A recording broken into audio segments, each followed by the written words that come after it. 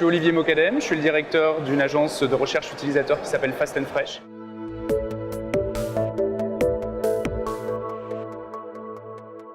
C'est une agence de recherche utilisateur et de stratégie produit. On a la moitié de l'agence qui est constituée de psychologues et de sociologues. C'est mes anciens professeurs en psychologie, ceux que j'avais il y a 20 ans, et mes anciens étudiants avec lesquels maintenant on travaille pour comprendre le comportement des consommateurs. Et puis de l'autre côté, on fait de la stratégie produit, c'est-à-dire on essaie de constituer des produits qui aident les consommateurs et d'amener les marques en fait à comprendre qu'il ne s'agit pas de rendre les consommateurs addicts ou de les brutaliser, mais au contraire de comprendre ce dont ils ont réellement besoin et que c'est là que la valeur se fait et que la relation client se fait.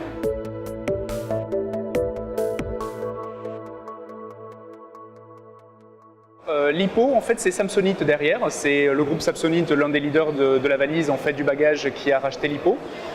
Lipo est venu nous voir avec la question qu'ont toujours tous les clients, c'est-à-dire le marché est nouveau ou le marché a changé et j'ai du mal à vraiment en attraper la structure ou à le comprendre. Alors chez Lipo, il y a plusieurs dames qui sont à la tête de l'innovation et qui font très bien leur boulot et qui se disaient on sait beaucoup de choses sur la valise parce que Samsonite est le leader de la valise, donc ils ont beaucoup d'études sur la valise. Par contre, sur le sac, on en a un petit peu moins. Lipo est une marque plus jeune et on aimerait faire de meilleurs produits, on aimerait que les sacs soient mieux, on aimerait que le service qu'on rend soit meilleur, on aimerait comprendre comment réellement connecter la cible. Et donc ils sont venus nous voir avec cette question-là.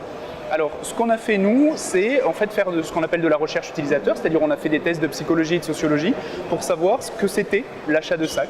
Et moi, quand je suis arrivé, je n'avais pas de préjugés là-dessus, je ne sais pas ce que c'est qu'un achat de sac à main. Donc, ce qu'on a fait, c'est faire des tests de psychologie et de sociaux avec des utilisatrices pour comprendre quelle était la structure d'un achat.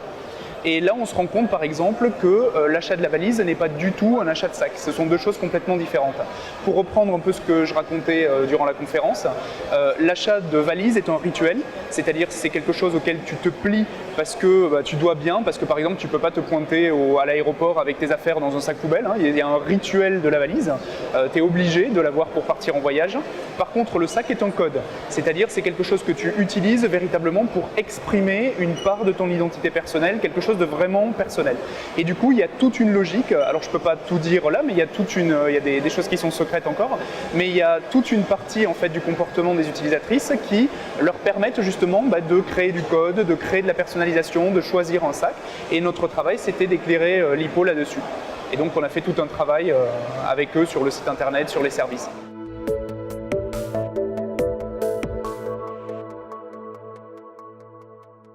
Ils l'ont transformé sur plusieurs leviers, sur les sacs eux-mêmes, parce qu'il y a un certain nombre de choses qui doivent changer dans les sacs pour que les gens les reconnaissent, les attrapent, s'en saisissent, les veuillent. Ils l'ont fait aussi sur les boutiques, où il y a des choses qui ont été pensées sur les boutiques, et principalement sur le site internet, où là c'est une agence de graphisme, une agence d'UI, qui a repris le bébé et qui fait un bon travail sur les changements qui étaient apportés.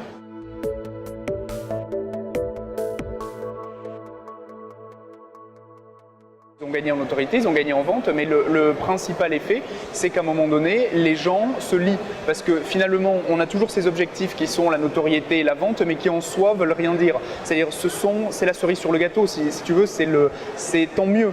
C'est le produit fini, c'est ce que tu obtiens à la fin. Mais ce qui est important pour arriver là, c'est l'étape intermédiaire, c'est-à-dire à un moment donné, il faut que tes usagers aient envie du produit, qu'ils y reconnaissent de la valeur, que ça corresponde à quelque chose qu'ils veulent. Si tu veux, souvent, les entreprises ont tendance à considérer que c'est elles qui imposent des choses. C'est elles qui font, c'est elles qui proposent des produits, c'est elles qui fixent les tarifs, c'est elles qui vont rendre addicts les utilisateurs. En fait, pas du tout, c'est l'exact inverse. C'est-à-dire l'entreprise n'est qu'un outil sur le chemin des utilisateurs pour arriver quelque part.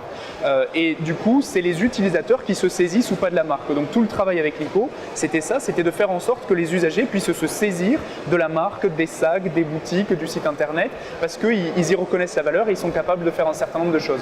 Donc c'est pas la question, c'est pas la notoriété et les ventes, ça évidemment ça bouge, mais encore faut-il avoir fait quelque chose avant pour que ça arrive, c'est que les gens puissent se saisir de la valeur de l'objet. Sinon ça marche pas.